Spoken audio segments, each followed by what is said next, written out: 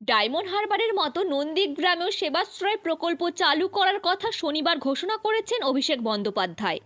আর রবিবার তা নিয়ে রীতিমতো কটাক্ষ ছুড়ে দিলেন রাজ্যের বিরোধী দলনেতা শুভেন্দু অধিকারী। আর অভিষেক বন্দ্যোপাধ্যায়ের সেবাশ্রয় প্রকল্প নিয়ে মিশ্র প্রতিক্রিয়া নন্দীগ্রামবাসীর। শনিবার নন্দীগ্রাম নিয়ে বড় ঘোষণা করেছেন তৃণমূলের সর্বভারতীয় সাধারণ সম্পাদক অভিষেক বন্দ্যোপাধ্যায়। তার উদ্যোগে সেবাশ্রয় স্বাস্থ্য শিবির হতে চলেছে রাজ্যের বিরোধী দলনেতা শুভেন্দু অধিকারীর বিধানসভা কেন্দ্রে। এক ডাকে অভিষেক নাম্বারে ফোন এসেছিল নন্দীগ্রামেও সেবাশ্রয় চালু করার। সেই জন্যই নন্দীগ্রামে দুটি ব্লকে দুটি মডেল ক্যাম্প উদ্বোধন করা হবে। কিছু রিকোয়েস্ট এসেছিল এবং প্রায় 2 মাস ধরে, 2.5 মাস ধরে, বিশেষ করে যখন থেকে আমরা এই ডায়মন্ড হারবারের সেবাশ্রয় শুরু করব, দ্বিতীয় অধ্যায় শুরু করব, আমরা শুরু করেছি প্রায় 1 মাস হতে চললো। তার আগে থেকে যখন শুরু করব সব ঠিক করছি, তখন থেকে আমার কাছে কিছু ফোন এসেছিলো এক ডাকে অভিষেকের। নাম্বারটা সবার কাছে আছে, যে কেউ ফোন করতে পারে, যে এখানেও এরকম একটা ক্যাম্প করা হোক, আমরা যাতে এই সুযোগ সুবিধা পাই। তো আমি চেষ্টা করেছি পরবর্তীকালে আমাদের ওখানে যারা রাজনৈতিক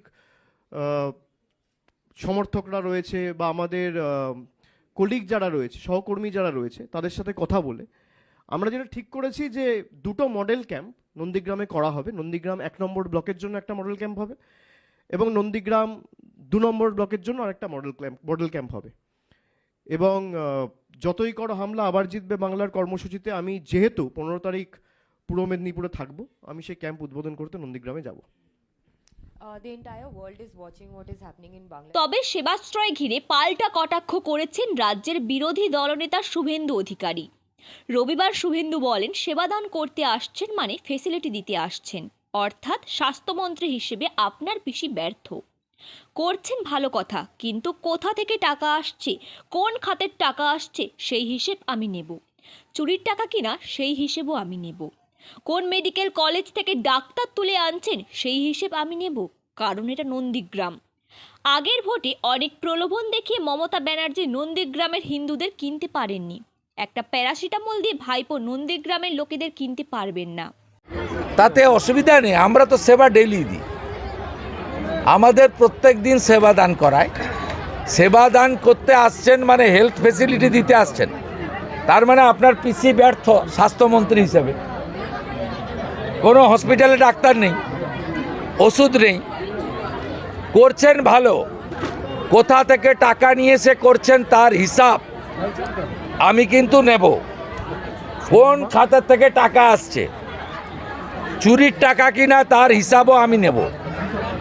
কোন মেডিকেল কলেজ আর হসপিটাল থেকে ডাক্তারকে তুলে নিয়ে আসছেন তার লিস্টও আমি নেব, কারণ এটা নন্দীগ্রাম। আর ভোটের আগে মমতা ব্যানার্জি অনেক কিছু দিতে চেয়েও নন্দীগ্রামের হিন্দুদের কিনতে পারেনি। আর ওই একটা প্যারাসিটামল ট্যাবলেট দিয়ে ভাইপো বাবু আপনিও নন্দীগ্রামের হিন্দুদের কিনতে পারবেন না। আমি হিন্দুদের আত্মীয়, তারা জানে আছে বলে শান্তি আছে, নইলে আজকে কাজাহারের হাতে, সাউদ্দিনের হাতে, সুপিয়ানের হাতে, রুকুর হাতে, নাজিমুদ্দিনের হাতে নন্দীগ্রাম রক্তাক্ত হতো। এটা জানে এরা যে এ আর কিছু দিতে না পেরো শান্তিতে রেখেছে। অতএব ওই একটা প্যারাসিটামল ট্যাবলেটের দিয়ে ভোটের আগে নন্দীগ্রামের লোককে কেনা যাবে না। হিন্দুরা তো সাথে থাকবেই। এবার একটা বড় অংশের রাষ্ট্রবাদী মুসলিমদেরও আমি পাবো। এই হাসিবুলদের মতো ছেলে দাঁড়িয়ে আছে, এরকম বহু ছেলে বেরিয়ে এসেছে যে চাকরি নেই, মমতাকে তাড়াতে হবে।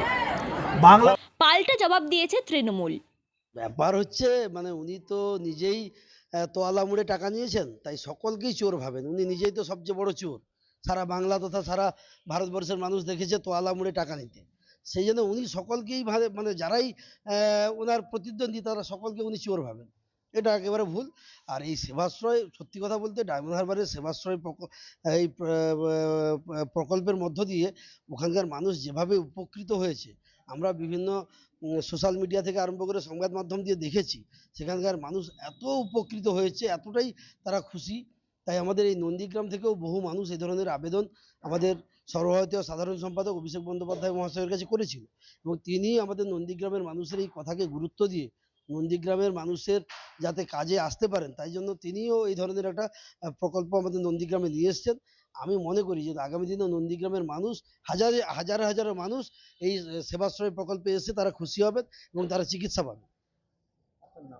আমার নাম শেখ শামসুল ইসলাম, আমি পূর্ব মেদিনীপুর জেলা জনস্বাস্থ্যের কর্মাধ্যক্ষ।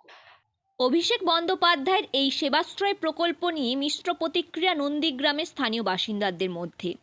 নন্দীগ্রামের স্থানীয় মানুষদের এক পক্ষ যখন বলছে সুপার স্পেশালিটি হাসপাতাল দিয়েও সেখানকার ব্যবস্থা ঠিক নেই, শুধুমাত্র ভোটের জন্য এই প্রকল্প এনে ভাওতাবাজি করা হচ্ছে মানুষের সাথে, অন্য পক্ষ এই সেবাশ্রয় প্রকল্পকে আশীর্বাদ হিসেবেই দেখছেন। কী ধরনের সেবাশ্রয়, মানে অস্থায়ী সেবাশ্রয় না স্থায়ী হাসপাতালের মাধ্যমে না ক্যাম্প করে কী ধরনের করতে চাইছেন? ক্যাম্প করে করছেন।